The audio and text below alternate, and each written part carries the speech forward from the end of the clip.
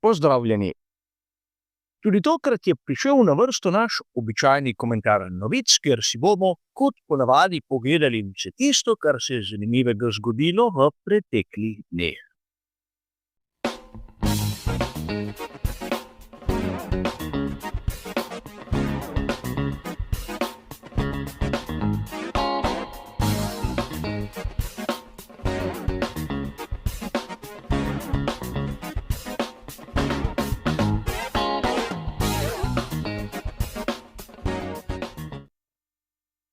Tudi danes se bomo kot običajno ustavili pri 4 različnih temah, kjer boste bližnjice do vseh originalov našli v samem opisu.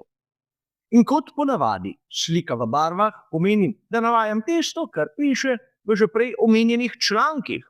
Ko se slika spremeni v črno-belo, pa dodajam moj lastni komentar oziroma moje lastno mnenje. Tako tudi tokrat smo prav na hitro ponovili pravila tega malce drugačnega formata, zato se kar takoj lahko lotimo prve današnje teme.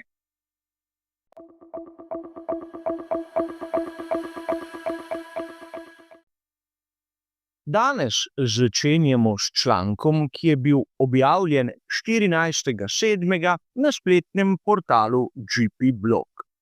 Tu citirajo spletno stran autoevolution.com, kjer pravijo, da je Sergio Perez podpisal s Cadillacom. Ampak treba je opozoriti, da gre za govorice, kot navaja sam članek, naj bi pri tej novi ameriški ekipi uradno obelodanili, kdo bodo njihovi vozniki v poletnem premoru. In mi, navdušenci, se lahko najprej začnemo spraševati, zakaj čakajo na poletni premor. Lahko bi uradno novice obelodanili že prej. A običajno pri Red Bullu uporabljajo prav to obdobje za tiste člene, ki jih v pogodbi vežejo na primer predčasno končanje dogovora.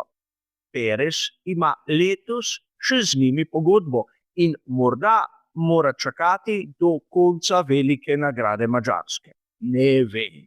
Ampak druga točka, ki je bistveno bolj pomembna, mislim, da se večina izmed nas strinja, da je Perez idealen za novo ekipo Cadillac. In če smo do konca iskreni, je to njegova zadnja priložnost, da se lahko vrne v svet Formule 1. Torej, lahko bi dejali nič novega in nič pretresljivega. A pojdimo k naši drugi današnji novici.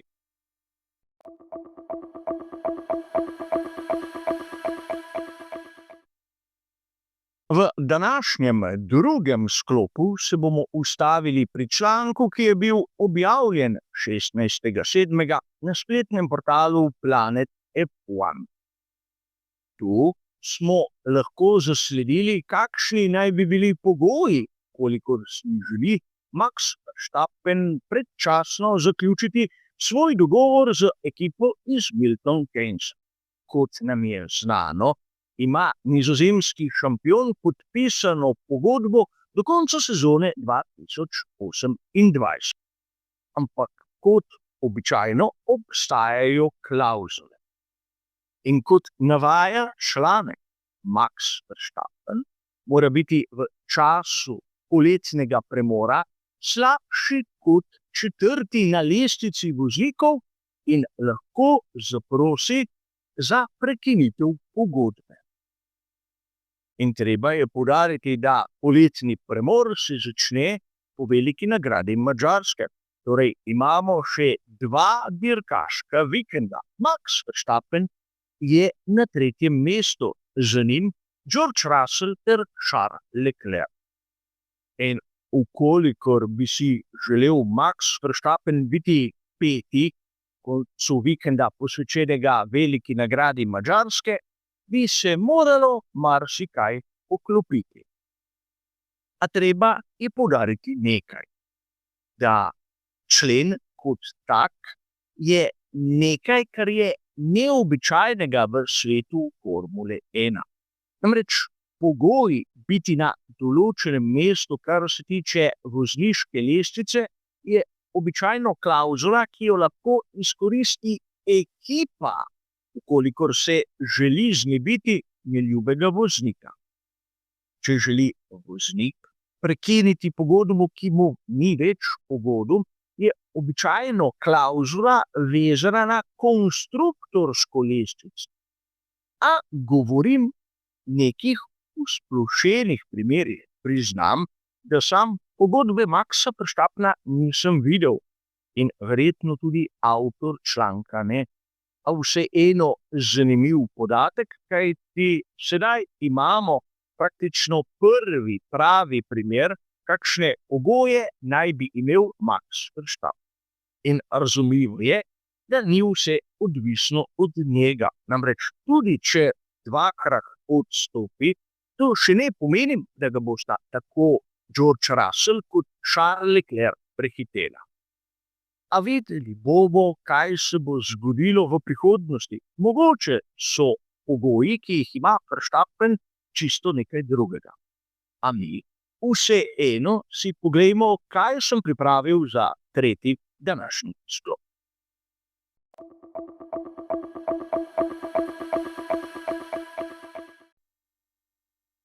V našem tretjem sklopu se bomo ustavili pri novici, ki je bila objavljena 14.7. v spletnem portalu motorsport.com. Tu smo lahko prebrali, da pri Toyoti organizirajo novo testiranje. In marsikdo bo malce čudno pogledal, namreč Toyota ni prisotna v svetovnem prvenstvu Formule 1, ampak sodeluje kot partner z ekipo Haas. In tokrat bosta Sho Tsuboi in Ryo Arakawa bila na njihovi domači progi v Fužiju in testirala bolid ekipe Haas iz sezone 2023. Seveda, bolid iz sezone 2023 spada v tisto kvoto zgodovinskih bolidov in ni nobenih omejitev, kar se tiče testiranja. Ampak zanimivo je, da pri Toyoti toliko dela vlagajo v razvoj svojih voznikov in seveda v spoznavanje sveta Formule 1. Hirakawa je samo v letošnji sezoni testiral za McLaren, Alpine in sedaj za Haas, kar je vsaj po mojem mnenju ogromno. Posebej za konstruktorja, ki ne kaže nobenih uradnih želja, da bi prišel v svet Formule 1. Ampak videli bomo, kaj se bo zgodilo v prihodnosti. Zaenkrat le to, da na zgodovinsko pomembni progi, kot je tista v Fužiju, testira ponovno Haas, ampak za potrebe Toyota. Mi si pa poglejmo še zadnji današnji sklop.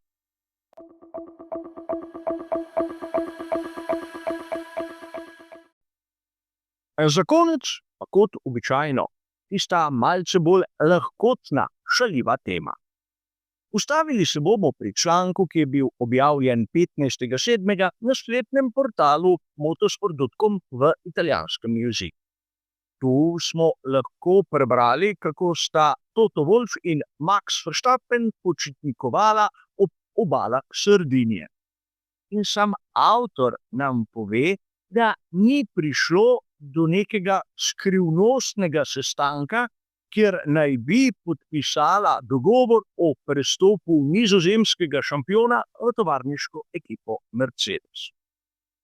Treba je razumeti, da ukolikor bi si želela Verstappen in Wolff nekega sestanka na 4 oči, bi lahko to mirne duše opravila v Monaku. Namreč živita manj kot kilometer narazen. Ne bi bilo potrebno priti do obal Sardinije in tako na očeh javnosti to napraviti. Sam bi rad dodal, da sem presneto sit raznih avtorjev, ki si dobesedno izmišljujejo zgodbe, ki so pod nivojem tistih vohunskih filmov iz 60. ali 70. let prejšnjega stoletja, ki imajo podobne zgodbe na podobno nizkem nivoju. Svet Formule 1 je seveda poln tudi raznih dogovorov, o katerih mi, navdušenci, ne vemo v resnici nič, dokler niso uradno objavljeni. Ampak da bi si Toto Wolff in Max Verstappen privoščila nekaj takega, no ja, tudi sam ne verjamem. A razumem, da nekateri avtorji z izmišljanjem in potenciranjem takšnih zgodb zbirajo klike in zbirajo popularnost. Ker meni to ni všeč, imam verjetno nižjo gledanost in manj naročnikov, ampak to konec koncev ni tako važno. Zgodilo se je, pač da v terminu, ko cirkus Formule 1 ima predah, sta se Toto Wolff in Max Verstappen odločila za krajše počitnice in ker sta oba doma v Monaku, sta odšla do obal Sardinije. Je tu še treba kaj dodati ali moramo plesti zgodbice? Upam, da smo tudi tokrat odkrili kaj zanimivega, kar se skriva za raznimi zgodbami, raznimi objavami v svetu Formule 1. Kot ponavadi, za danes je to vse. Hvala za vašo pozornost in nasvidenje.